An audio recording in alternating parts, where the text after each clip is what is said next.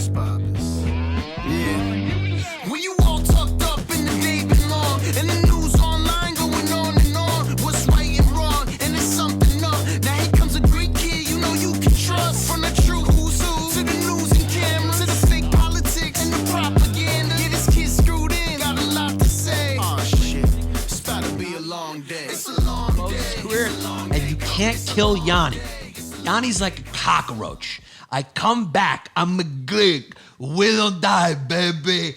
This is Greek Independence Day today, baby. This is not the day you're watching this. The day you're watching this, Greek Independence Day already happened. But here's the situation you need to understand. Every day is a Greek Independence Day because the Greeks, we don't work for motherfucking nobody. We're working for Greeks. We work for ourselves. So every day is a Greek Independence Day. Even though today, when we were recording the episode, what's today's date, Xeno? 25th. Today's the 25th. But it's Greek Independence Day. So to you, you're saying, oh, this is the day when the Greeks left the Turks and the Turks no longer enslaved the Greeks. But the truth is, the Greeks is always independent. So every day is Greek Independence Day because the Greek brain is completely independent of anybody, baby. We're genius. Nobody becomes a genius without having an independent brain.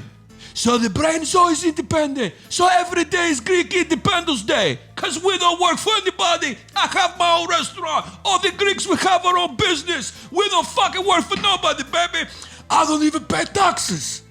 I don't work for the government. I put the cash in the mattress. You come to the baby Socrates diner in Astoria, Queens. Only cash. We're taking only cash. You buy the fish, give me the cash. You want the cheeseburger? Give me the cash. You want the fish? Give me the cash. And the cash goes in the mattress. Every day is a Greek Independence Day. And every day is a fuck you to Turkish people day. Okay? Only one day, Ohi day, we say fuck you Italian people. But every day we say fuck you to the Turkish people.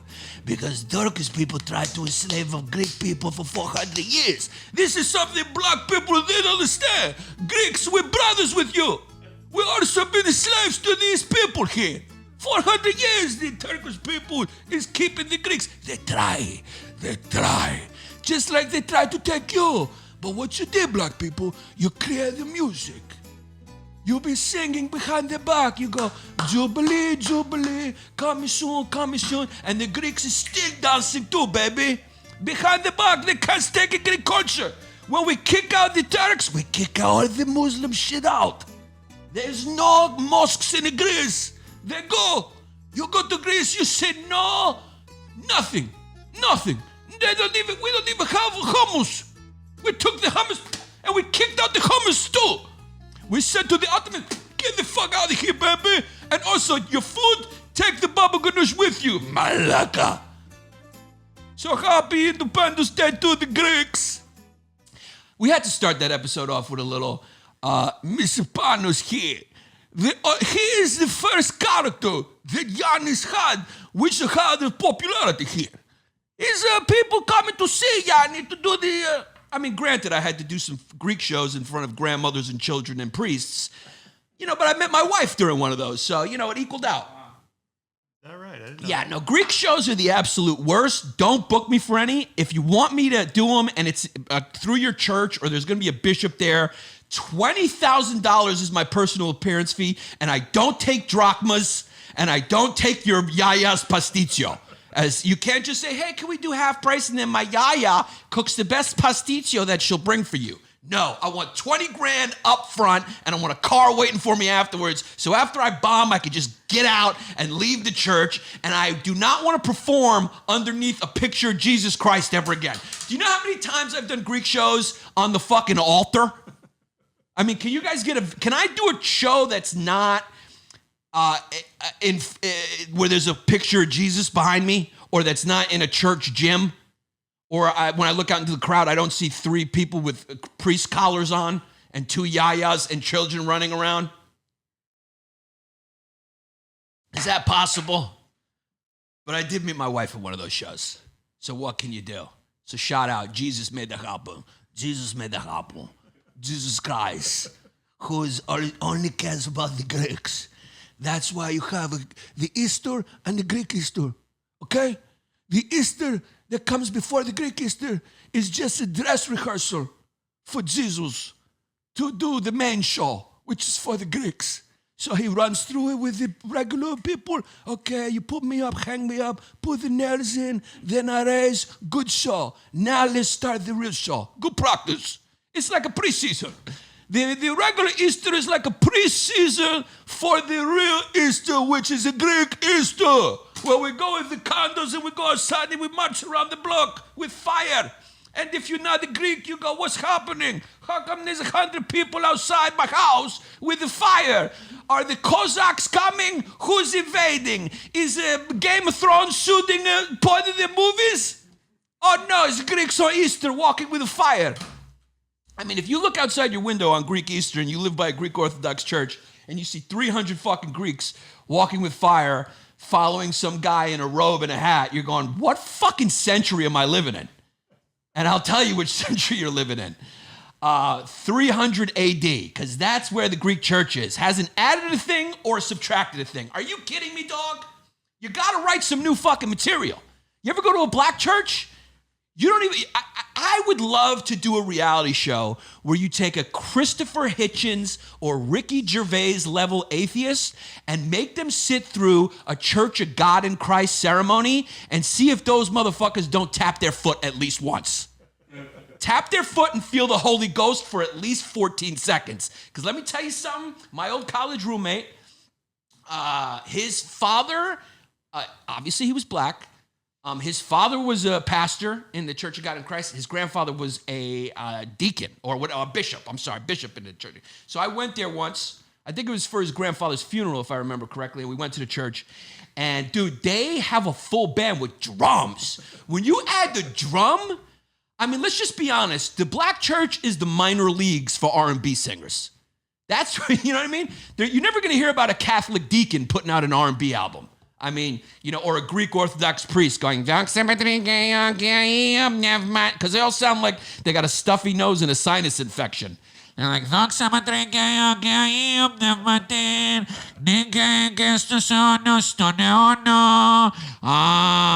Amen. Kyrie eleison, Kyrie eleison, Kyrie eleison. That dude can't put out an R&B album. That's not sexy. You can't pipe down a girl going, your girl wants some. When the Lord Jesus Christ said unto thee, come down. And then it just doesn't sound right when they translate it to English. Like, did you come to my wedding? Were you there for the ceremony? You missed it. No. The ceremony, when they change it to English from that old intonation of the ancient Greek hymning, it just sounds stupid. It goes like, and then Jesus came down from the staircase and said to the people that the people will be here tomorrow, but tomorrow never came because he was gone. It's like, yo, dog, you're way off tune. I don't know who you're trying to make happy, but it's not working. It's a Church of God in Christ. Yeah, I would challenge any atheist to sit through a Church of God in Christ ceremony and not at least feel the Holy Spirit for 5 seconds. I don't know if God exists, but in the Church of God in Christ, they fucking create him. I'll tell you that right now. They make him exist. Sounds like a country song. Comment roulette is in effect. If you don't know, while I record this, I am live to Instagram. So there are people watching live as we record this podcast. And comment roulette is when I look down and read whatever comment is there, good, bad, ugly, funny, whatever it is. These people are commenting all the time, and the chance that I will look down and read their comment like I just did now. We love the green screen. So there it is. You know, we were going to try to figure out whether we were going to do green screen or we were going to do a set, but the people are loving the green screen. Sit through an Allah assembly. Okay, so that's where you go with the comment roulette, and it's just what happens. I'm a cuck. Okay, we got a lot of people watching right now, and it's what it is. Let's get down to business. I will be in Dallas, Texas at the Addison Improv, April 1 through 3. Get your tickets on my website, yannispappascomedy.com. Or Google it. I mean, mean, if you need tickets, you'll find them. Addison Improv, I guess that's outside of Dallas, April 1 through 3. Then I am doing a show at the Celebrity Theater in New Jersey. So that's in May. Get your tickets on my website, yannispappascomedy.com. Celebrity Theater, Atlantic City, New Jersey. Get Joe tickets right now, yannispappascomedy.com. Jersey area. We're going to have fun at the Celebrity Theater. 2 shows. Come on out. Stand-up comedy's back. I'm on the road. I'm doing a swing, doing some West Coast podcasts. Very excited to get the word out about Long Days. Glad to have you. And guess what, guys? We got some small business sponsors already going. Always support small business, especially right now after COVID. You got to support, okay? Go down to your local sex shop store, buy some fucking KY jelly, even if you don't use it with your wife. Jerk off with it. You know what I mean? Just to support the store. Go buy a slice, not from Domino's, you animal. If you live in the New York City area and you ever order Papa John's or Domino's, the police should come to your house. It should be tapped directly to the fucking Suffolk County or the fucking NYPD or the Westchester County Police, who are sitting there doing nothing, waiting for someone to hit a deer. All right, if you're in northern Westchester or one of those rich areas like Bedford or some shit, I know they're doing nothing except watching fucking, you hit a deer and that's it. You know what they should be doing? Arresting anyone who orders Papa John's pizza in the New York area. That is a crime, and you should go to prison. You do not deserve to live in society. If in New York, if you fucking get an Einstein bagel, you should be thrown up against a wall and sexually harassed by the NYPD. I don't want to bring up sexual harassment because it's triggering to Deshaun Jackson right now. I'm sorry I'm mixing up my Watson, Deshaun Watson, right? Deshaun Watson, right? I'm just agreeing with you. It's sure. Watson.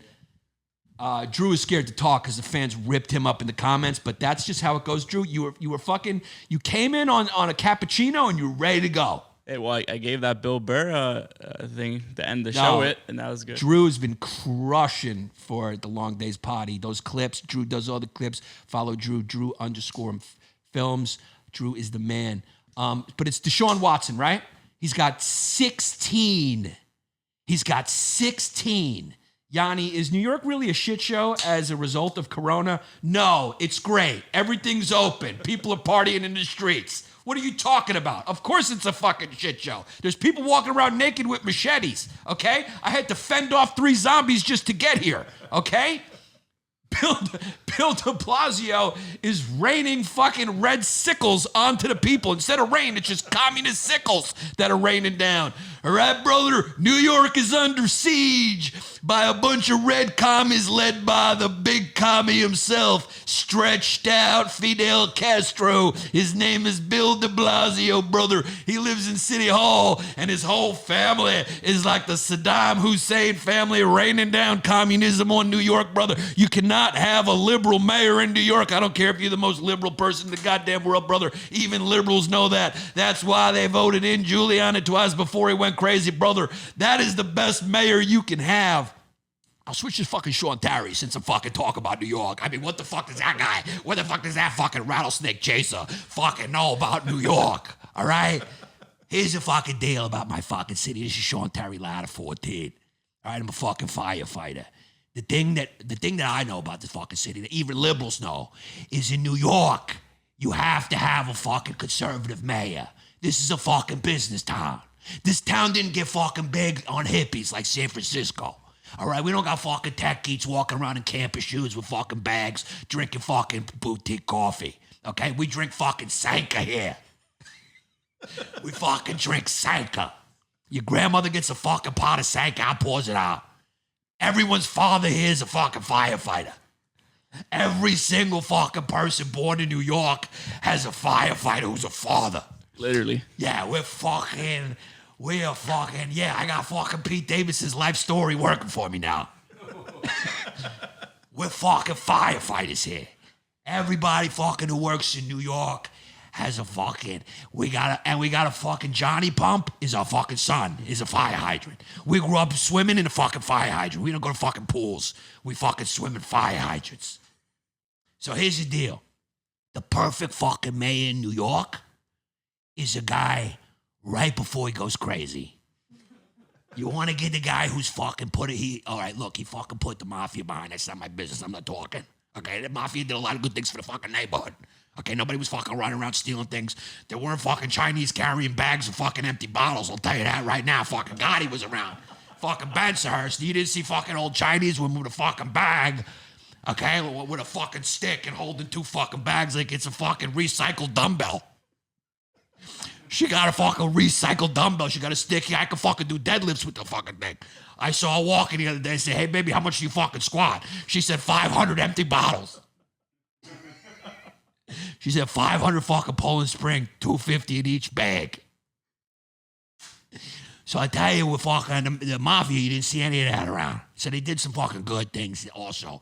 But, you know, Giuliani, you got to get a guy who's a money guy, Republican guy, free market guy, right before he goes crazy. That fucking little slither is good from New York, because New York's a tough fucking crazy town. So we caught Giuliani right before fucking he went really crazy. Now he's just fun. I mean, the guy's fucking, he's sweating his hair out. You saw that? His fucking hair was falling down. His fucking hair's liquid. I mean, the guy's fucking hair is liquid. I don't know if he's made out of wax and they reanimated him, but the fucking guy's melting now. So, yeah, to answer your question, New York is a little bit of a shit show, but New York will come back. Yeah, there you go. There's Giuliani melting. He's just melting. I mean, yeah, I mean, he's more fun now. Let's put it that way. I mean, the guy put the entire mafia behind bars. I mean, talk about, how many times do you think the word stool pigeon and Giuliani was said with 2 hands like this? How many times? I like Italians because they pray outwards. They move the pray hands. They move them towards you. Even the pray hands is aggressive towards you. It's like this fucking, and it's funny because they're talking to Jesus, but they're going, I swear to God. That whenever you see an Italian go like this, he is praying, but he's praying about something violent. It's a sin, because it's funny. He goes, and it always starts with, I swear to fucking God, and if I see that fucking kid, I'm going to kill him. You never hear, I swear to God, thank you.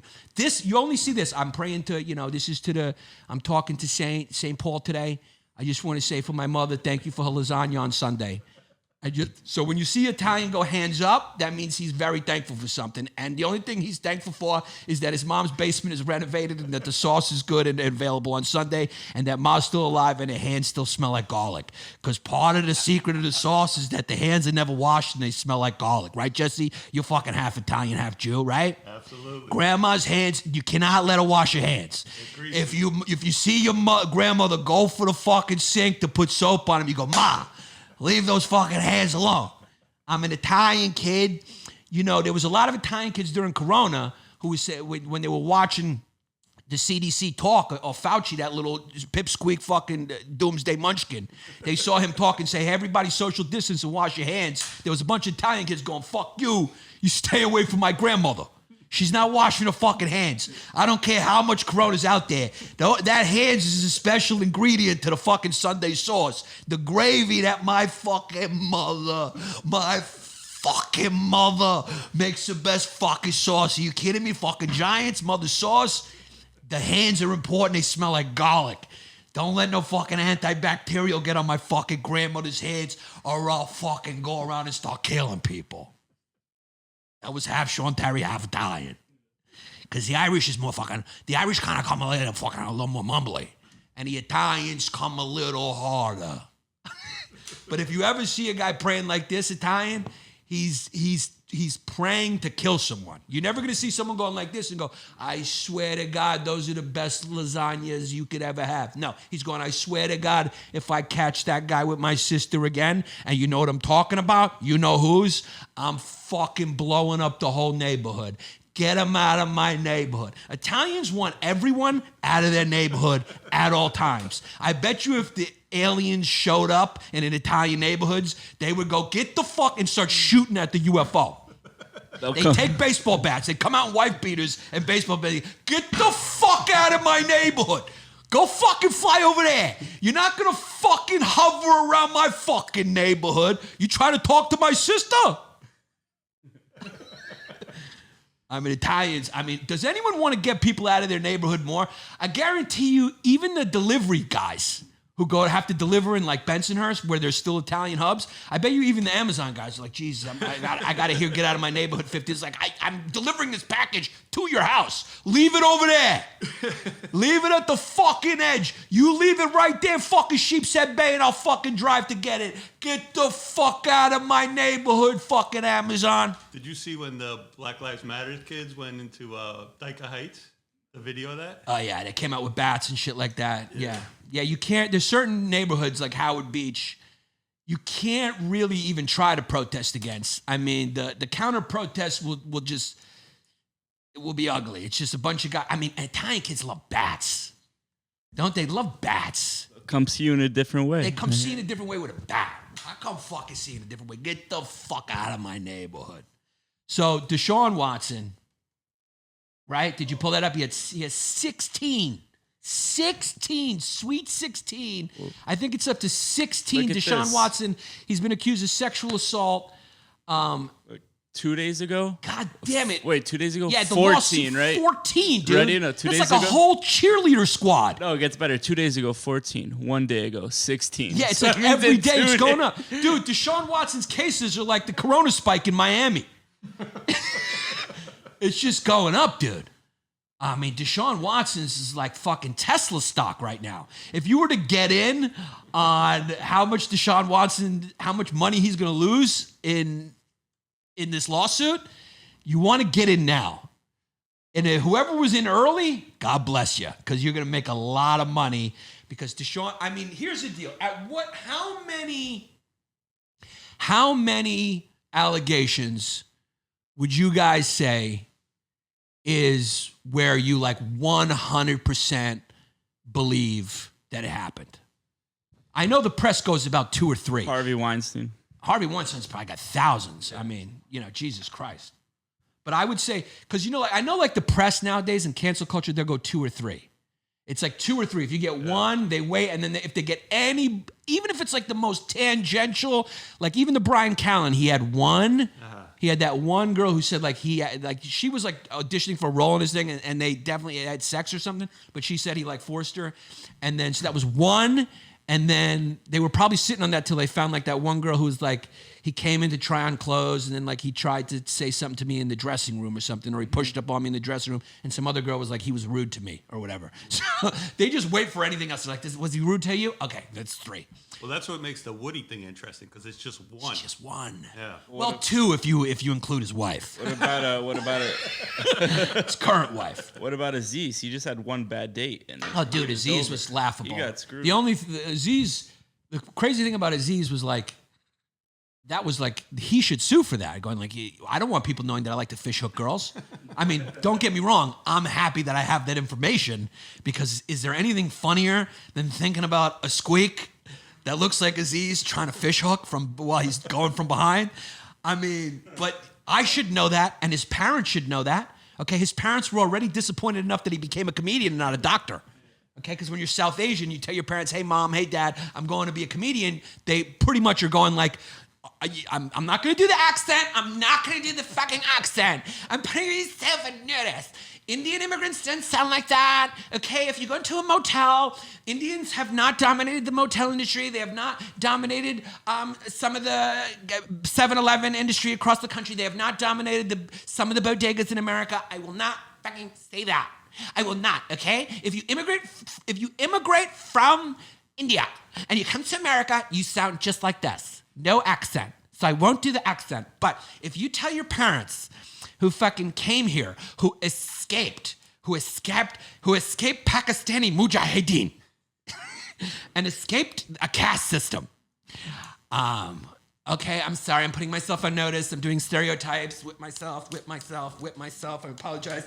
There's no longer a caste system there, although there is. Nobody talks about it. It's a de facto caste system. It's fucking one of the most backward shits I've ever heard. But you can't say that, because the people have, their skin tone is a little darker than mine, so I can't tell the truth about their caste system and how it's still there, even though they say it's not. I can't say that. Can't say that there's sort of like a unaccountable rape culture going on there. Can't say that, even though there's a lot of South Asian people who report on that themselves, and I read it and I'm just hearing it from them. I can't say it. I'm a bad person. I am suffering from white supremacy. which we will get to. We will get to that. But yeah, if you tell your Indian parents that you're going to become a comedian after they worked so hard to get here, started a business, that's not what they want to hear. Okay, South Asians are hardworking doctors, engineers. They crush it. They come here to crush.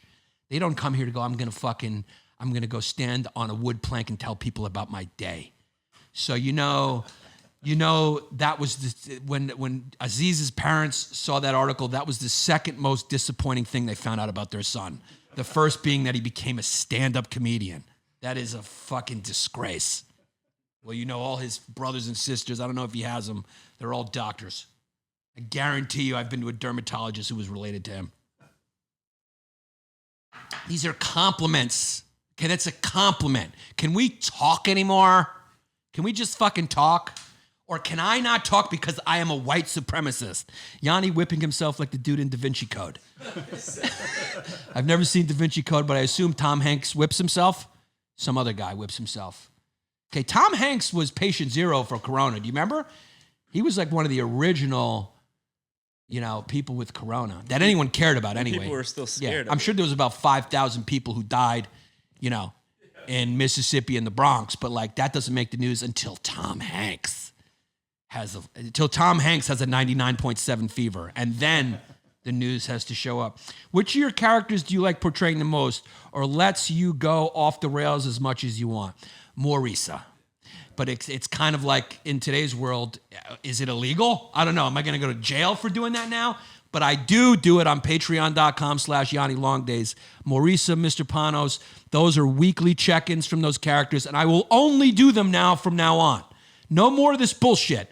You want to support me, you want to support comedy, plus you get a bonus weekly episode every week, squeaky clean. Ask the people how great it is, where I'm fucking butt naked in a bathtub and I do my bonus episode because that's what I want to do. That's where my studio is. Squeaky clean.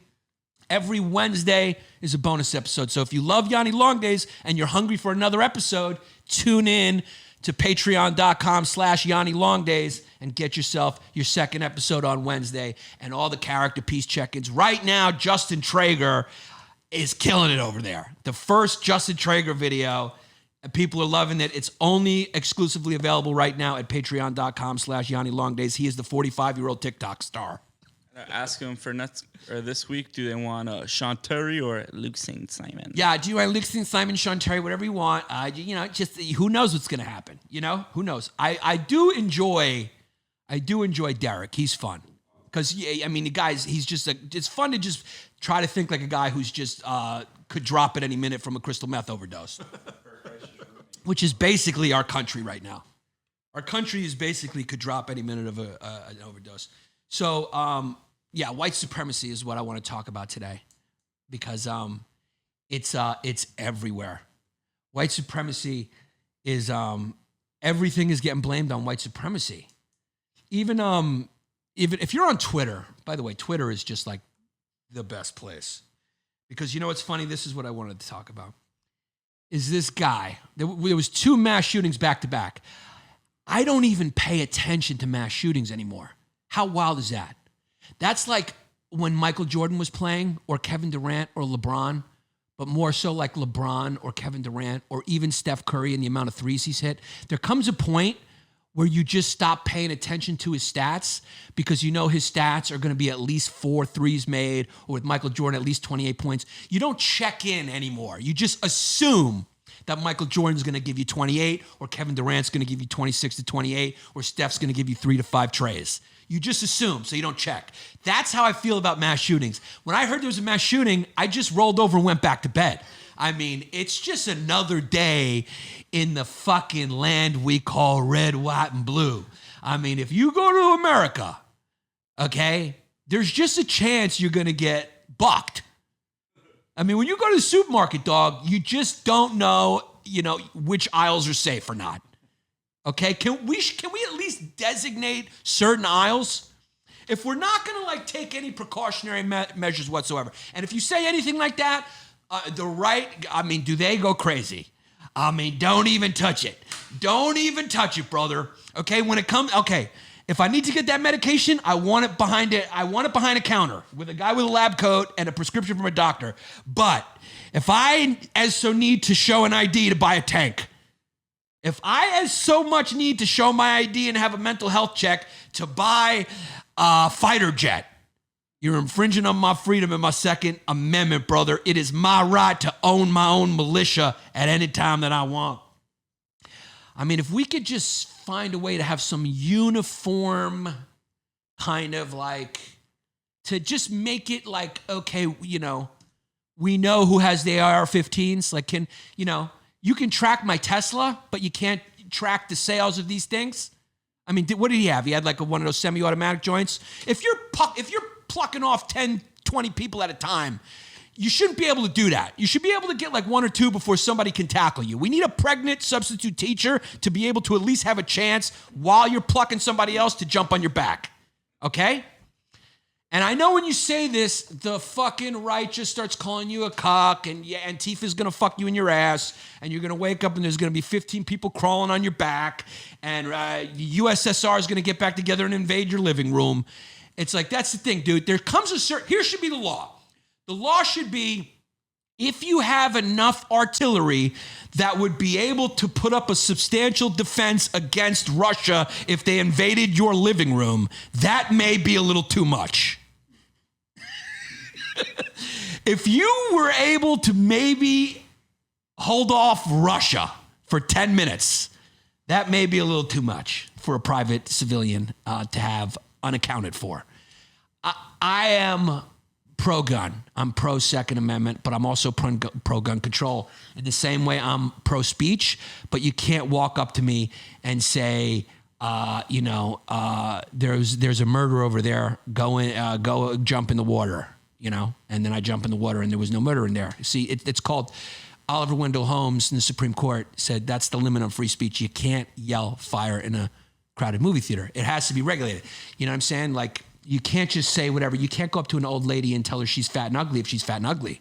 That's rude. That's rude. You should be in prison for that. But, you can't. I understand, though. Here's the thing, is you kind of understand where the right comes from on this issue because of how the left acts when it comes to anything. Because once you give the left like an inch, they keep going. They're like, okay, we want that. You see the left. They're like, ban guns. Ban all guns. Ban toy guns, ban real guns, ban hands, ban feet, ban MMA, ban boxing, ban violence, ban men, ban dicks, testosterone, end it, inject hormones that are estrogen into men, ban people, deplatform, debunk, devalue, debowel, deperson, okay? Money, give it, equal. We want equal this, equal that. Give it to me. Equal. Give me fucking equal. Take it away. He's got too much. Okay? Do you understand? So they keep going. They keep going. Okay? You can't say this. Then the next thing you know, you can't say that. You can't say that. You can't say this.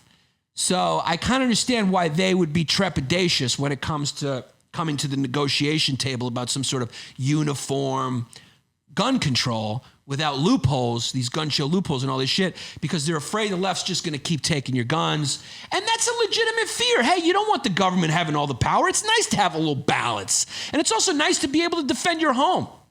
Okay, like I've said many times, I own a gun, so don't fucking come after me, right? Okay, because, that's not your style anyway. That's become more of a left's thing recently. And we'll talk about that as well, you fuck. But yeah, I'm not sure you need that to defend your home. But if you're sane enough and you're like skilled enough, you should have it. Why shouldn't you have an AR-15 or whatever? If you're Ted Kennedy, fuck yeah. I don't mind what you have, but I shouldn't be able to have it.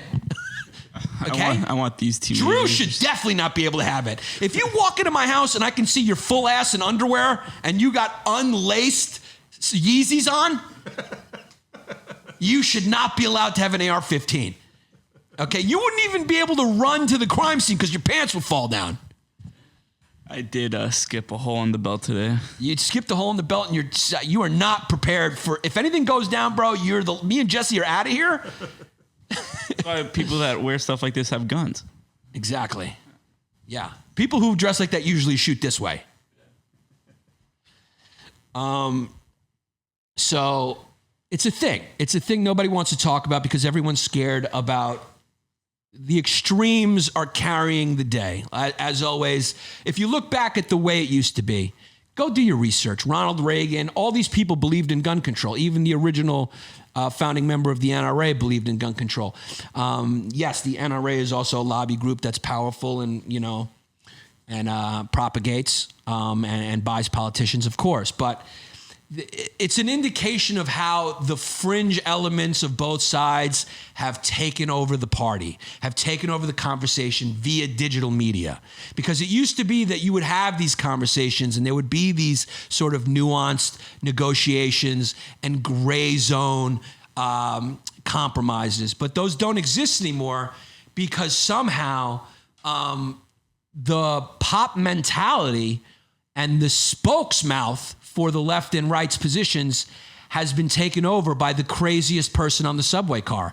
And everyone's just sitting there quietly. It's like when you're in a subway car and someone starts screaming, nobody wants to say anything to that person. Everyone just sits there passively because they just want to get to their destination. They're normal people. But what you have to do now, normal people, is all stand up at the same time and beat that fucking crazy person to a pulp and kick him off the train, or else we lose our country. Okay, and I'm talking to both sides. Used to be a day where you could be a Democrat and Republican. It wasn't a big deal. How many people grew up in households where one parent was a Democrat and one was a Republican? It happened all the time. You'd be at parties and, there was sometimes Republicans would hire Democrats in their administration. Now it's like a totally different thing. I mean, now the Biden administration wants they're just trying to do one thing, and that is to make sure that their cabinet looks like a community college pamphlet. It's like everyone's got to be represented. And it's going to continue that. The next 4 years is going to get even more specific. They're like, we need someone 10% Filipino, 15% Thai, 27% South Asian, 37% lesbian, 15% bi. I don't even know how that's possible, but we need to achieve it. We need 3% trans and 0% white. Franks and beans, of course, and his name is Andrew Yannis, and I'm sure his profile pic is him with a gun in his mouth, It's like you can't talk about guns without people being like, Yanni's a cock. Yanni doesn't want a 14-year-old walking around with 14 grenades and an AR-15. He's a cock. Now, on the flip side, as soon as the second shooting happened, right? First of all, the first shooting, people on Twitter couldn't say white supremacy quick enough.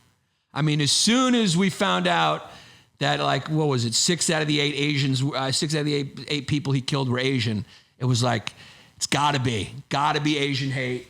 And they just tied it to all the other unfortunate incidents of Asian bullying and hate that's going on, which is real because of the coronavirus. A lot of which, by the way, is not white people doing it. Some of it is white. And some of it is there's been some African-American suspects who, one of my favorite people on Twitter, I think his name is Taziz. Can you pull it up, Taziz? Or just go to my retweet. I retweeted it. He's one of my favorites because he's hardcore. And he's called one of the guys who was caught doing some, Asian hate crime on the street. They called him a crisis actor. So apparently now crisis actors are available for the left and right. And I'm wondering if these crisis actors sometimes work left-wing causes and right-wing cause. For example, could one day a crisis actor be working at a school shooting, pretending to be the parent of a dead child, and then the next day he's pretending to push over a Chinese man on the street? Which pays better? How do you audition? And is it off the books? Have we lost our mind? So this kid, he's got a couple 100,000 followers. So his name is Tariq Nasheed. He's great. If you look, enjoy the end of an empire. It's to be enjoyed. You can't stop it. The forces are in motion. We're at the beginning of the end. This is when Rome was crumbling. When Rome was crumbling, Nero was fucking horses and marrying himself. We're almost there, but we're right before that. And that will be fun too. It's just things are going to burn, so it'll be a little more uncomfortable. But right now is the real comedy. So Tariq says, the crisis actor accused of attacking an Asian man on a New York train in front of the Blue Lives Matter advocate who witnessed it is the same crisis actor used in a propaganda story last month involving Andrew Yang, where Yang had to intervene after the man, quote unquote, pushed a photographer. How does he know this? Because the two men are wearing the same hat. I mean, he shows one picture of the guy talking to Yang from the back and he's got a hat on, and then he shows another picture of the guy apparently after he pushed the photographer and he's wearing a hat. Now, is this racist? Because he's basically saying these guys look alike because of their hat. I don't think but that's he's the same black, hat. so he can't. But I mean, maybe they are crisis actors, dude. I don't know where these crisis actors do they look. Where do they look in back pages for their work? Who's hiring these guys, and how much are they getting paid to be actors? And how come nobody's calling them on their bullshit? Because here's the thing, guys. Listen to me.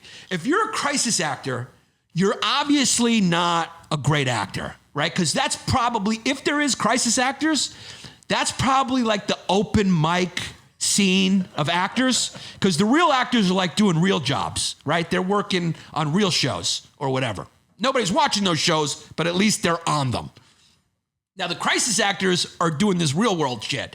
So my question is, how come nobody's been able to sniff them out on the scene?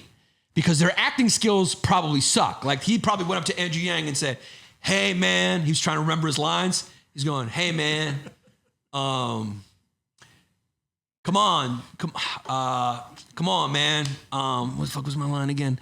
Yo, Andrew Yang, I just wanted to apologize to you. Fuck, what's my line? Or when when he pushed the Asian guy in the train, he's like, maybe he pushes the wrong guy. I mean, they're probably not the brightest actors. If they're, like during a school shooting, if they're like, hey, when they start crying, they probably do it bad. Like, I miss my son. He's like smiling the whole time. I miss my son. He was killed. We got to ban all guns. And then he starts giggling. Can't wait to get paid for this. I miss my son so much. It's so horrible that they did this. Is this in cash? I'm sure it's off the books. So that was a good one. So when that happened, the first shooting, and the guy was like getting constant handies, right? So we don't know if it was a hate crime. It could be. I'm saying it could be a hate crime. I guess they got to investigate it. But he did kill two whiteys, right? 2 white kids got killed as well with those 6 Asians. Let me ask you a question. Who does the media care less about? Those 2 white people who were killed with those 6 Asians, or the guy who was in the car with Paul Walker when he died? Oh, I bet you a lot of people didn't even know there was a guy in the car with Paul Walker. That's how the media does it. They run with the narrative before there's a chance for the data to be out, because the story is better that way. Whatever makes the story more popular and readable, they go with. They don't go like, hey, Paul Walker and his friend, let me tell you about his friend as well. Don't only think it's Paul Walker. It's like Paul Walker. Oh, and there was another guy in there. It's always like an afterthought. Paul Walker +1. I bet you even when they go to heaven, Paul Walker's going to show up and be like, you do, this is my +1. According to the Daily News, this is my +1. I know this is rough for some people. This is Yanni's comedy. And this is why it's on the internet. Was that bad? Are we going to have to edit it out? No, it's the truth. Now, I'm not saying that he wasn't a white supremacist. I'm not saying it. But the definition of what white supremacy is has become so wide, I question myself sometimes. If I start watching a show that has a majority white cast, am I a white supremacist? Sometimes if I look in the mirror and I say, damn, Yanni, you're having a pretty good hair day, I go, is that white supremacy? I just don't know anymore. When I look down at my dick and it's a pretty good angle and it looks mediocre, I go, damn, I'm pretty impressed by my piece today. Is that white supremacy? Is me appreciating when I do a good episode of Long Days, is that being a white supremacist? I don't know. I have to check with Robin DeAngelis, a white woman who's an expert on white supremacy and how to beat it and white fragility. Because it is fucking fragile being a honk-a-donk. She is right. She should have started her book, White Fragility, with, "It is tough being white if you don't have sunscreen." That is pretty white. I mean, it is pretty fragile. It is fragile being white if you're at the beach. It is fragile being white if you're from Northern Europe on a hot day. It is fragile. So they jumped to it. Right away, the media was just like, it's a hate crime. And I even saw people tweeting like, "We don't need to know his reason. You know, we know it was Asian hate. Asian hate is always around, blah, blah, blah." And then all these articles. Basically now, journalists are just there's no difference between an article and a Facebook post. You read some of these articles, you're like, dude, this could have just been some guy's Facebook post. It's all opinion. It's not based on any facts. It is what it is. And again, I'm not saying this guy didn't target Asian people because they were Asian. I don't know. Maybe he did. Maybe he targeted them because they worked at the salons. Maybe he killed the 2 other whiteys to cover the fact that he was doing a hate crime. I don't know. But he did kill 2 honkies as well that nobody cares about in the narrative. Then you had another mass shooting like a day later or whatever it was. I'm not paying attention anymore. Like I said, it's like how many threes did fucking Stephon Curry hit? So then the next guy kills, and right away, if you were on Twitter, guys, I just report what I see. I'm just reporting back to what you see. Don't get mad at me. I didn't do the shooting. And I'm also not a white supremacist, although sometimes they question it.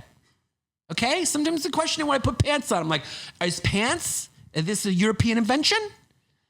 How you said Stephon Curry. Stephen. Yeah, I'm an idiot. I mixed up Stephon Marbury and Stephen Curry. I'm putting myself in notice. I just said all black guys look alike. They're both like skin. I'm putting myself in notice. I'm sorry. One Stephen, one Stephon. I'm sorry.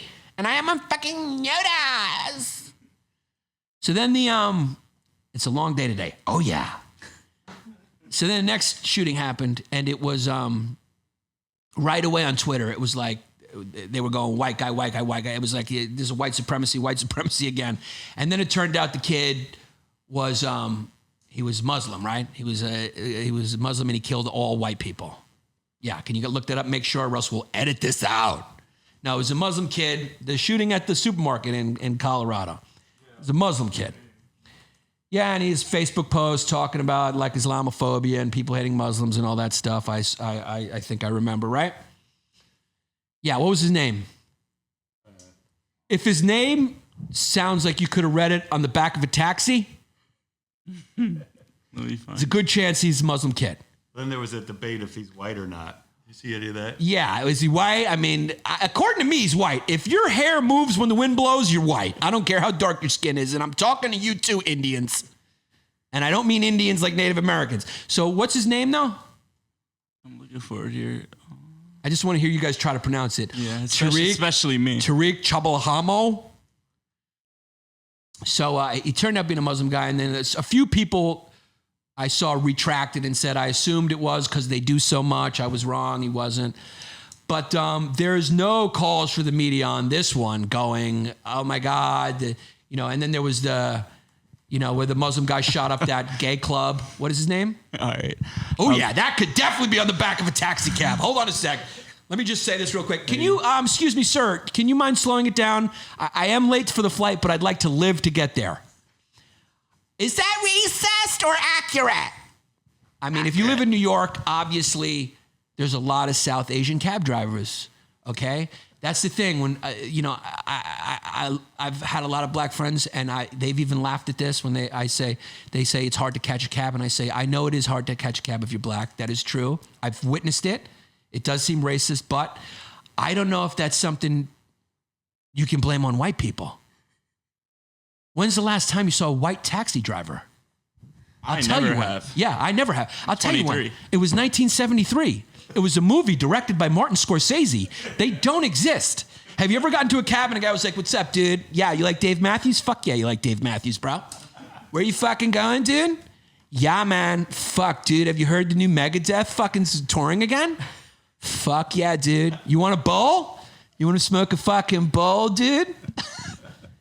So it is true because black dudes do get discriminated against for sure when they try to get a cab, but that's something they have to take up with the South Asian community. because that's mostly who's driving, you at announce least in New this. York. So his name is Ahmad Aliwi Alisa. Just Alessa. Alessa. I mean, his last name sounds like a white girl. Yeah, Alessa. Starts out really Middle Eastern and ends like Yas. Ahmad Alawi Alisa. 5 what? 50. Wow. So Ahmad turned out to be Muslim, and he killed 10 people. They were all white, and then so that this one is being attributed to mental illness, I believe. This killing is mental illness. Nobody's going after, he targeted. We don't need to know just because everyone was a certain race and his Facebook posts were saying bad things. Now, this is the point I wanted to get. Yeah, this one's just, they're looking into mental illness. I listened to ABC News this morning. Mental illness is the cause of this one, and the other one, the cause is white supremacy, because the media now creates the narrative to feed in to people's fears and to sell their fucking shit journalism. And it makes me very fucking angry. It's very infuriating. It's not based on data. It's not based on thorough investigation. It's not patient. It's not waiting for the facts to come out. It's like, let's fucking run with the story. Fuck the backtracking. We're not accountable. It's the Wild West. We're selling ads. There's no subscription-based media anymore. So let's fucking run with it. What sells better? What gets more eyeballs? Okay? PBS-style objective reporting? 60-minute style objective reporting? What the New York Times used to be when you paid for it? Right? What The Economist used to be when you paid for it? What The New Yorker used to be when you paid for it? Or some fucking wild emotion that tugs at your heartstrings. People who are in the advertising business know you try to tug at your heartstrings. That's when you're watching a fucking Budweiser commercial. There's a fucking dog prancing next to a fucking horse, and there's jingle bells happening, there's snow all around, and someone's drinking a hot cup of cocoa snuggled up next to their lover with a blanket and a fireplace, and a baby comes and goes, "Daddy, I love you," and then it goes, "Drink Budweiser." Because they're trying to tug at your heartstrings. It's the same thing when you watch a fucking article and they go, "This is a hate crime, white supremacy, blah, blah, blah, blah, blah." You're going, "Let me fucking click on that and see who I'm hating today." They're tugging on your emotional heartstrings, creating fiction, because it's just fiction sells better than nonfiction. What book do you want to read? The Notebook or an autobiography of Abraham Lincoln? Which one are you going to pay for? Turkey, why wouldn't they just call it pork? It tastes better. I don't know what you're talking about. Whitney Cummings, I work Target, but like you more. I assume that means Whitney Cummings was in here for 3 seconds and then realized there was, nobody big in the industry was here and she left quick. I'm just kidding. LA is back. Comedy's back. Come do some shows for the city. LA is not back. LA is not back, but it will be. It'll be back when I get there, and I'm coming there real soon. The Greek vaccine has lemon. So I know even talking about these things is a hot button issue. I know I'm giving fodder to those people who want to take things out of context, but what I'm trying to say here is, at the end of the day, the irony of this whole thing is both of these mass shooters were probably radicalized through the type of conversation that jumped into the forefront on digital media right after they committed those mass murders. In other words, they were products of that rancorous dialogue. They're products of that. So when you guys start screaming at each other, "You're Islamophobic, you're racist, you're white supremacist, you're oppressing me, I'm oppressing you," you are creating an environment that radicalizes, and that attracts crazy people. There is an element of sociopathy or psychopathy or severe antisocial behavior or extreme trauma in an individual's life and usually a combination of at least two of those things that creates someone who would do something like that. And your completely cankerous, emotional, angry conversation that happens on Twitter, yelling at each other, is what nurtures these fucking animals. So don't be surprised when the next one happens, because you are part of what creates those monsters.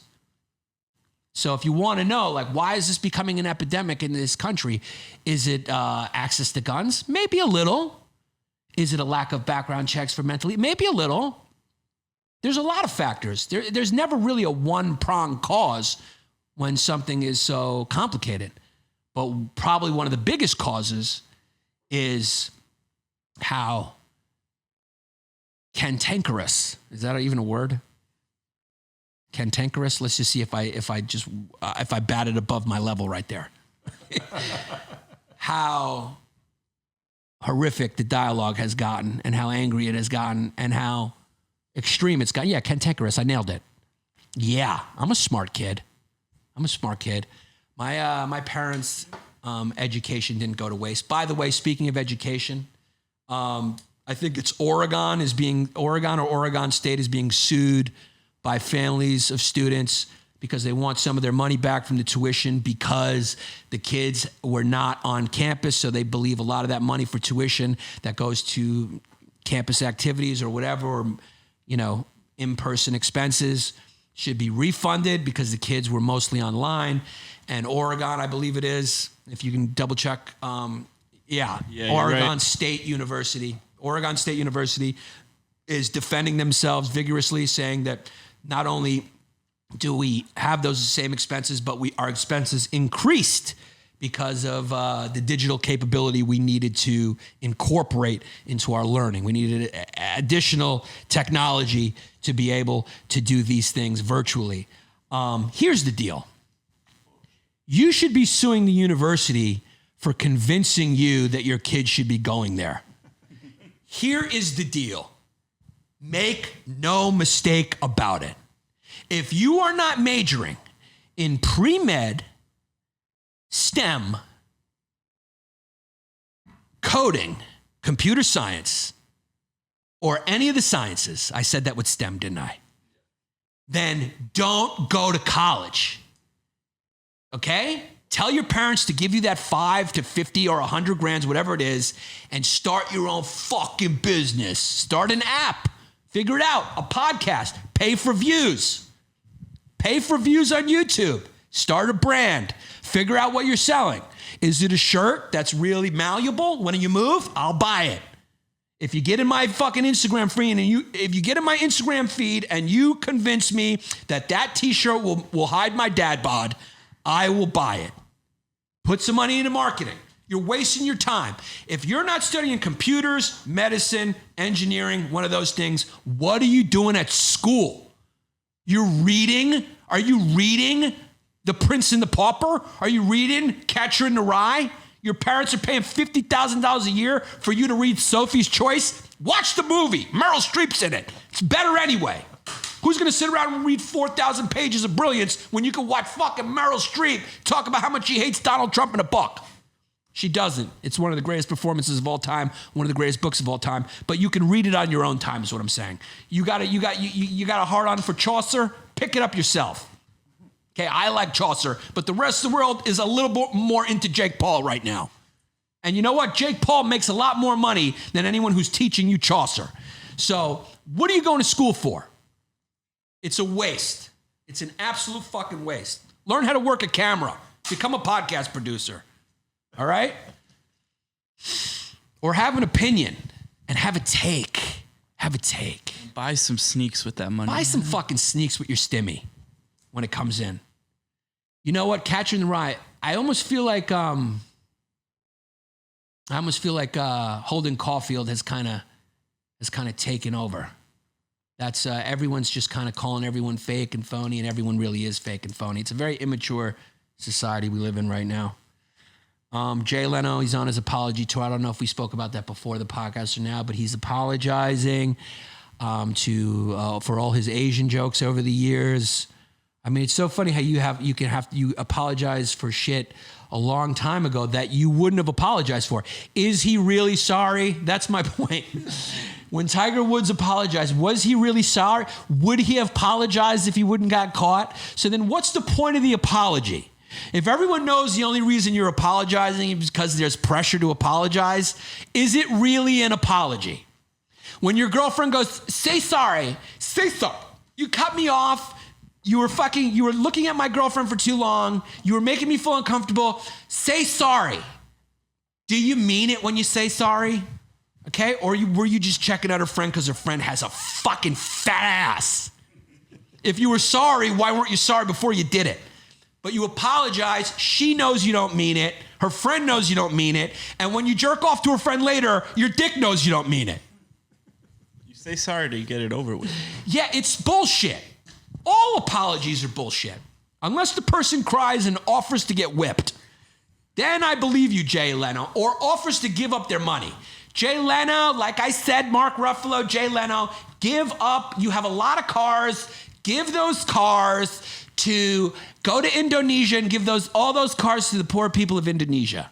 And then I will fucking believe you, Jay Leno, for your apologies. First of all, why is he apologizing? He's retired. What's he gonna lose? He doesn't even have a fucking job. He's got hundreds of millions of dollars. Why are you apologizing? Plus, he's like 10 years away from being dead.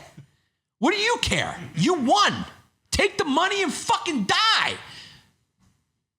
The only reason I think he's apologizing is probably he's not married. He's probably, I'm assuming, with a chin like that and a weird voice like that, and that he's a stand-up comedian. I heard he's a weird dude, doesn't like people touching him, germaphobe. He buys cars with his money. I'm pretty sure, since he's not married and stuff like that, no kids, he probably has a weird sexual fetish and he likes to bang out Thai lady boys. You heard it here first. So he's apologizing because he doesn't want the Thai government to prevent him from sneaking into the country under an alias and banging out lady boys. You heard it here first. That's why he's apologizing. That is the only possible reason I could think of for Jay Leno apologizing, considering he's not employed anywhere and he's filthy rich, apologizing for jokes about He Asians. still has a show on. I think it's like a YouTube show. I mean, he has a show. I mean, It's on some weird channel. I mean, how sad is that? Is he still concerned about keeping his show? How sad, when you sell your soul for a corporate job, does the sadness continue to this point where you're 70 years old, your dick doesn't work anymore, you got $300 million, 300 cars, you got to deal with the Thai government that lets you come in under an alias and has all the Thai boys you want, and you still need to apologize because you think anyone cares about your show? Jay Leno, nobody's watching your old show with Jimmy Fallon. You think they're going to tune in to watch you drive around cars with your fucking cartoon American Dad chin? Your face looks like it was drawn by a Simpson animator. You're not a real human being. You talk like that. You look like a bobblehead. It looks like I can pull a Pez out of your neck. Doesn't it look like you can fucking pull a Pez candy out of his neck? So why are you apologizing? You're retired. You got $400 million. They can't take the money away, and you're going to be dead in 10 years. Nobody cares. It's a grandstand. No, I told you what the reason was. That has to be the only reason. He never apologized to Conan O'Brien, though. He fucked him. Yeah. I fucking eat Doritos.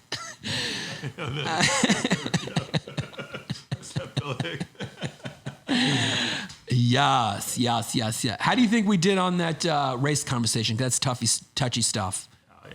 I mean, Do you think we're going to have to edit it, or we just let it roll? I mean, I made this face a couple times. Yeah, but you're 23. I mean, if I said the word Fanuc, you'd go like this. I love that word. Yeah, Fanuc's a goodie. Yeah, but it doesn't mean, it just means you're, it's like if you order a salad at a restaurant, you're Fanuc. You get it? Has nothing to do with like hate. Okay? It's the emotion behind it. Want to read the ad? Yeah. I didn't read it already? No, guys, we are brought to you. This is exciting. We have some small business sponsors, like I said, and I'm always Jay Leno looking mid-croak. We're doing a little comment roulette now. Cultural Marxism, bro. Get with it. Here we go. Here we go. Corona Krispy Kremes are real. Yeah, actually, call me Yannis Stradamus. When I said on this podcast, if you offered the vaccine at McDonald's, everyone would be at peak. We'd be at herd immunity by tomorrow. Now they're offering free Krispy Kreme donuts to anyone who gets vaccinated. So I called it again, just like I called the stimmy and the sneakers, and Black Twitter got upset. And now every sneaker site is saying, "Are you spending your stimmy here?" And also, there was a spike. Sneaker sales went up like 45% when the stimulus check hit. By the way, stimmy is offensive to the trans stimulus community. They do not like being called the stimmy.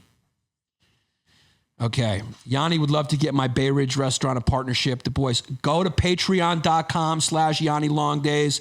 Joe DeMonte. Wow. Joe DeMonte. Yanni, I got a restaurant in Bay Ridge. Can we talk cash? What do Italian kids love more? A basement that's renovated, a gold chain, white sneakers, or cash? You pull out a wad of cash in front of an Italian, his dick just gets hard. He just gets hard and he goes, wow, lettuce. Kids got fucking lettuce. Let's talk. I mean, there's nothing that gets an Italian kid more off than peeling off a fucking slice of lettuce and handing it to a busboy. So, Joe DeMonte, go to patreon.com/Yanni Long Days and sign up for the $100 level. There's only 3 spots left. 2 are taken. I'm doing only 5. And then there's the $500 level where you get to promote on all my social media accounts as well as get your ad read here to thousands and thousands of fucking people. Get screwed in. You're a hustler. People care more about this than they do TV. So even though you're going out to lesser people, it's more of an emotional connection. Ask Manscaped. Ask fucking Better Health. That's how they become multimillionaires. They're advertising only on podcasts because they're screwed in. Because people care more about Tom Segura than they do about Ellen. What do you got there?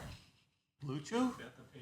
Yeah, he's got Blue Chew. See, even fucking Drew's 23 and he's doing Blue Chew. What is wrong with your generation? You do not need Blue Chew. You're 23. Your dick is ready.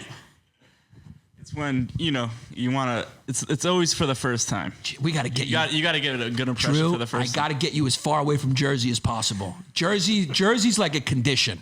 You could go to the doctor and be like, what's wrong with this kid? It's like, I'm taking him here, doc, because he lives in Jersey. So is there anything we could do how do we cure this? It's like, yo, you got to take the kid to Paris for 14 days.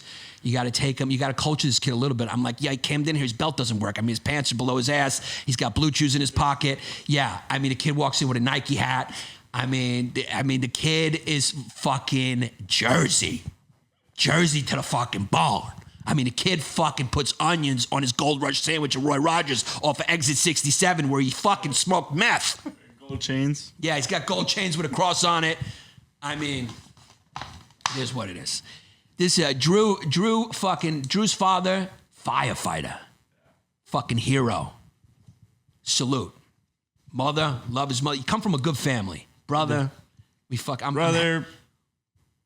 I'm happy to have Drew. Good guy. Fucking around. We love Drew. Drew_films, of course. My partner in crime, Jesse Scaturo, all one word. He doesn't want you to follow him, but, it's up to you. If you want to go look at good art, you can't. He doesn't care either way. The kid is fine. He's good. The world could be exploding. The kid would just be fucking lighting up a stove, petting his dog, and sculpting and finger painting. Real quick, there was an Italian place, like a pizzeria up the block from me for 30 years. Still does just cash, no credit card. Of course it does. You kidding me? No tax. Remember those old school pizzeria places, Jesse, where you go in and there was a 100% chance that the Italian guy was going to hit on your mother right in front of you? I mean, it's a funny thing, but it's true. Like, I don't know, when Me Too hits Italy, I think the whole country's going to collapse. That might hurt the economy. They may protest that. They may start blowing up government buildings if you're saying I can't sexually harass women on the street. Are you kidding me? If a German blonde tourist walks down the street and I can't grab her arm and go, ma, ciao bella, ay, mama, ciao bella, ciao bella, ciao bella, mama, ciao bella. Oh. Every fucking Italian guy acts like Lenny and Squiggy when a woman walks by. You ever try to walk down the street in Rome? They're like, mama, like it's almost like they hurt them. Well, your mama. And they just pull. I remember I was walking with my ex-girlfriend in high school and her mother. They were just pulling my girlfriend's arm in front of me. Like they just don't care. It's part of the Italian. Sexual harassment is part of the Italian culture in Italy. India, it's crazy too. Yeah, and you know that because you've been to India? Well, no, there's a video of this just white blonde girl walking around, and everyone's like taking selfies with her like she's famous and like trying to grab her. She's German. German tourists, by the way, they love going on holiday. Hi, my name's Jana. I'm from Germany.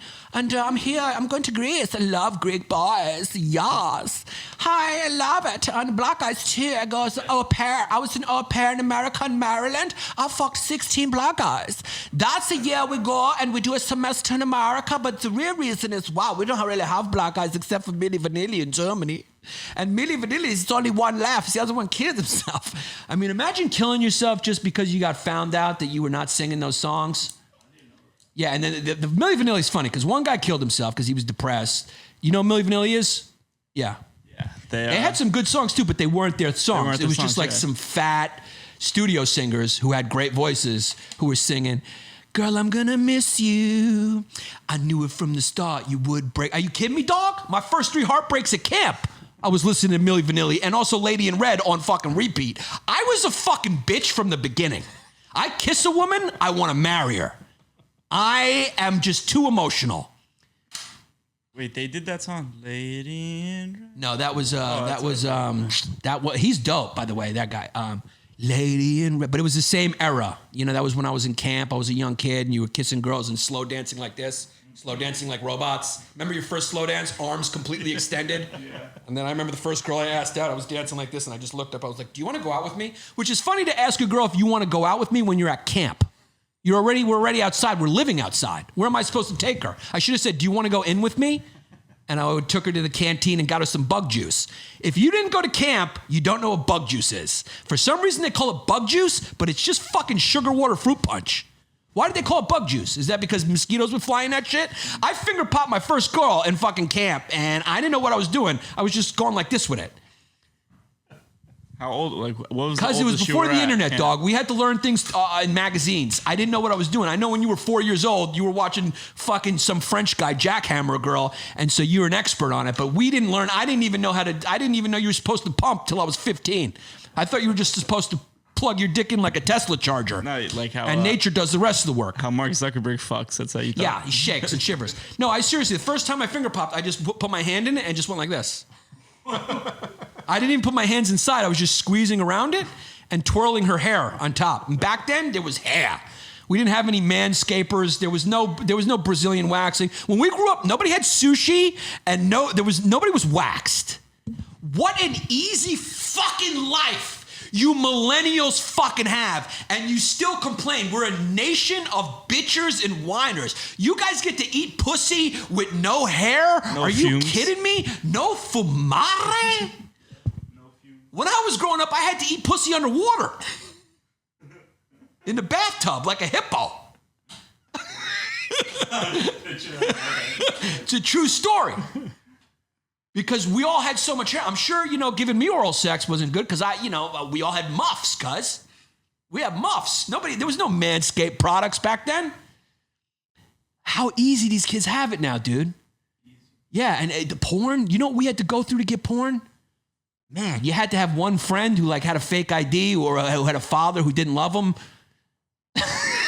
Father didn't love him, who just was cheating on his mom and had magazines. He'd steal the magazines and he'd pass them to you. I mean, it was a whole thing. Or you had to walk in on your friend's shoulders with a raincoat on. Now you just turn on, you learn how to do things. Yeah, I was squeezing like this first time. I was doing it like I was wringing out a towel. I didn't know what I was doing. I was squeezing the whole thing. I was squeezing it like a blue ball. Like a stress ball. I was squeezing it like a stress ball, You had to learn the hard way. Did you know what you were doing in the first? No, I learned the hard way. And I didn't even know you were supposed to finger and move. I was pressing an elevator button. I was just going like I was slicing butter. And you wonder why girls are going, yeah, daddy, yeah. Yes, daddy from the Patreon episode I did it, but I'll just say it. When I listened back to it, it made me laugh hard. Patreon episode, a squeaky clean, Yannis, patreon.com/Yanni Long Days. The Yas Daddy episode, Yas Daddy, Yas. That's like the prostitutes. When a prostitute acts like she's into it, or like a porn star, you can hear that kind of deadness in her voice where she goes like, Yas, daddy, yas. Oh, yas, daddy, yas. So cringe. Yas, daddy. Oh, daddy, yas, daddy. Daddy, yas. Yo, Sergio hijacking Yanni live. Oh, so Sergio's in here. Sergio Chicone. Here you go, Sergio. Free promo because I love you. Sergio Chicone, DBS podcast. Sergio Blizzy, Sergio Chicone. Yeah, I mean, go hit him up on the DM, whatever. The kid fucking trains. He's a boxing trainer. He's a fucking most in shape guy. If you want to go look at his stories, he'll brag to you about how he ran around Manhattan. Nobody cares. He'll train you in the park. He'll train you in your asshole. He'll train you on your house. He'll train you on the roof. Sergio, he's rejecting people because he's so good at his job. He can't do it. But if you want a great person who's also a great instructor, then you got to hit up Sergio Chicone to get you in shape if you're in the New York City area. That's for sure. Here he is. Brown, it's the DBS way, picking up scraps like a pigeon. I don't even know what you're talking about, Serge. I'm down to spar. You want to spar with Sergio? Anyway, guys, we are brought to you by, this is from Patreon member Max, Mr. Good Guy Long. We're brought to you by Good Guys Refrigeration. I love a guy who's got a refrigeration company. That's a guy whose family has a name outside of a van. You know what I'm saying? Like there's just a van with this guy's fucking last name on it. And he told his dad, it was probably Lombardo's Refrigeration. And he was like, Dad, come on. You got to change with the times. You can't keep walking around with that sauce monkey name out there. So he's like, let's call ourselves Good Guys. So it's Good Guys Refrigeration. This kid fixes refrigerators. I mean, fucking yes. At least there's somebody who still knows how to work with his hands in this country. You have to send a fucking refrigerator to China to get it fixed. Fucking Good Guys Refrigeration. He's got 2 locations, so he's killing it. This kid is fixing fridges like they're going out of style. I mean, this kid is fixing fridges. He's totally mobile. He does all what his repairs or his work in his truck. The kid just rolls around. He works like a fucking private investigator. That's his office, his car. He's out there in Palm Springs. This is his second location. His first location is in Seattle, Washington. That's far. I don't know how you did that, cuz. I don't know how you got one business up in Seattle and another one in Palm Springs. Oh, Palm Springs is in fucking Florida. Palm Springs is in California. Palm Springs is dope, cuz. So you got to deal with a lot of old rich Jews out there going, yeah, this fucking fridge isn't working.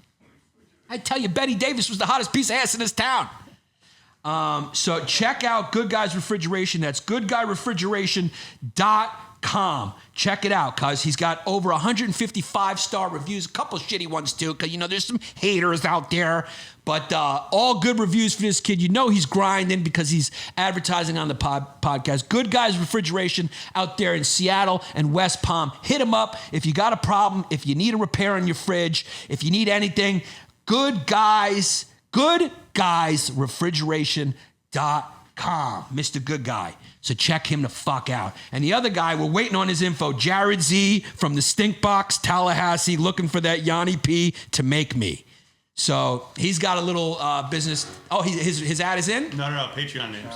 Oh, now it's time for the Patreon names, my people. We're going back to me reading it Hand because over the there sword. was a fucking revolt on Drew. It's not your fault, though, Drew. It's not your fault. People want to hear me read the names. So I just start with the first one? At the bottom, yeah, and then work your way up. Okay, so we're reading the Patreon names again.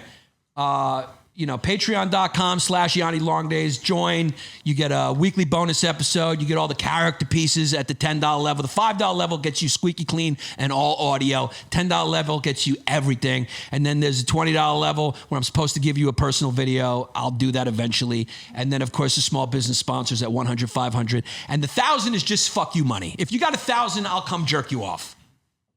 So, Eric Schindler. Where are you going to piss? Eric Schindler. Wow, that last name should have been changed after Steven Spielberg made that movie. Juan Vargas. Let me guess what your ethnicity is. Wasp? ¿Qué pasa, mi gente? Austin Fretz. He's a German. This guy is an FF coming at you in a different way, Zhongjian. That's a good one. We're going to have a lot of spillover from History Classics, Hyenas. yep. And I like it a lot. Classic. Then we got Alex the Greek Calamari Fumari. Que pasa mi gente? Posise hello.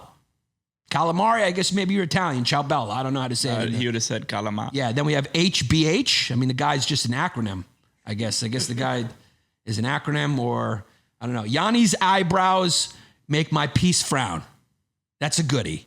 Yanni's eyebrows make my peace frown. Excellent. I got thick eyebrows. They're caterpillars. They look like caterpillars that are going to turn into butterflies and fly off my face. Then we got Peter Dieters. Peter Dieter. Hey, Peter Dieters. I mean, I don't know how you got out of kindergarten with that name, cuz. I mean, how many times did you get hung by your underwear? Peter Dieters. My name is Peter Dieters. Then we got Corey. Yeah, I mean, yo, whenever you come with a one name, you heard? Yeah, I mean, that's my boy Corey, dogs. You know that kid is yeah, I mean. Then we got Andre Agassi.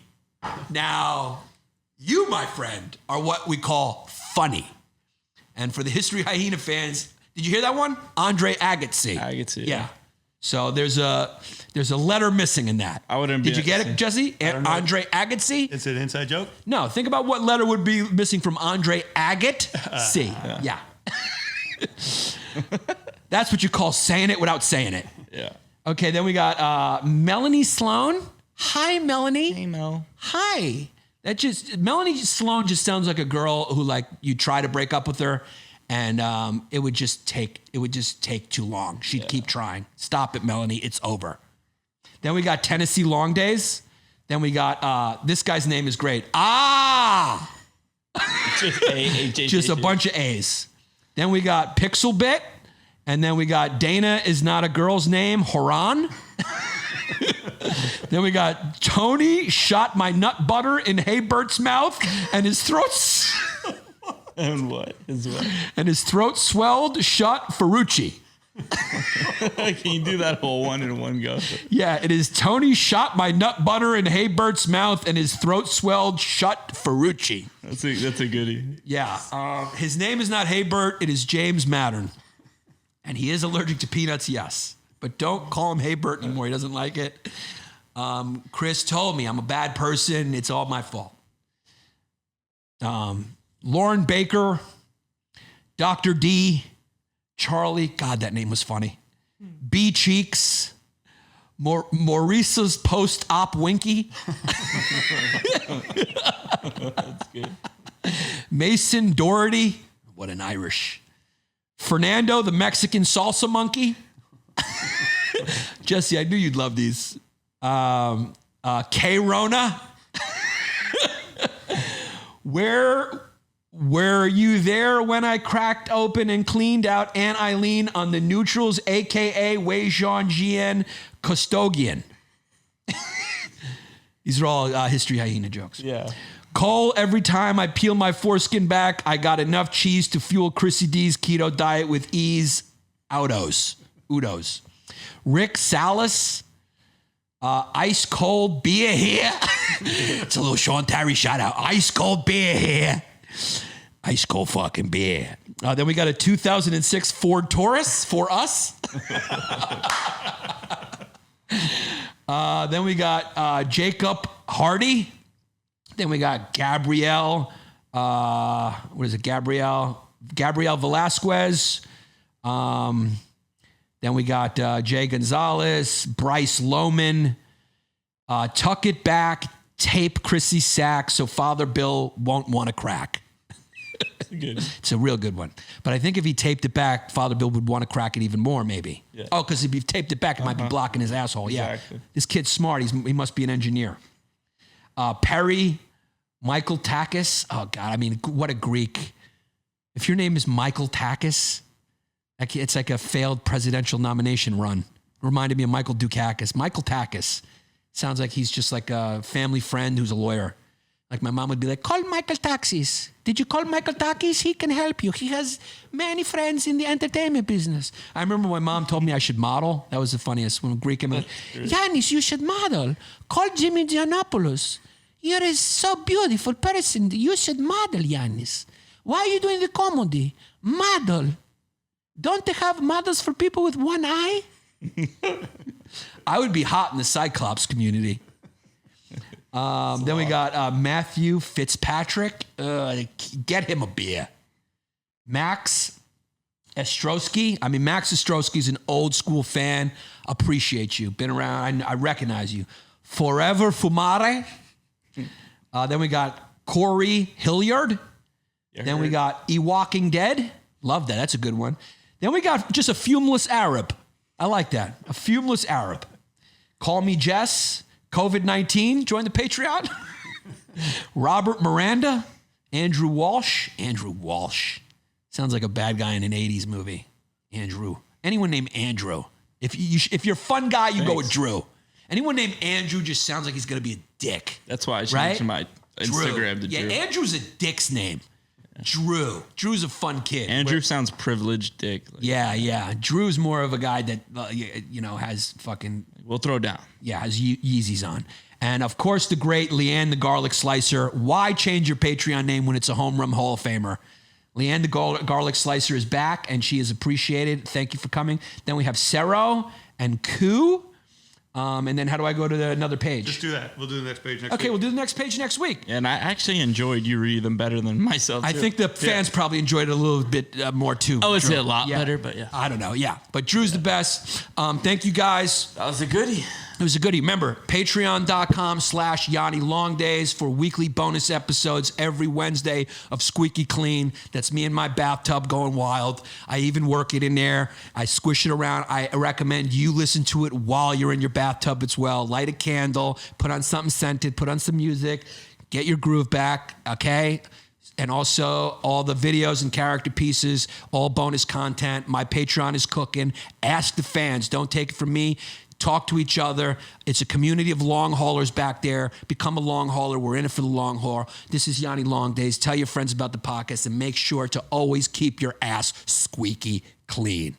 Witch hazel that fucking smash bean.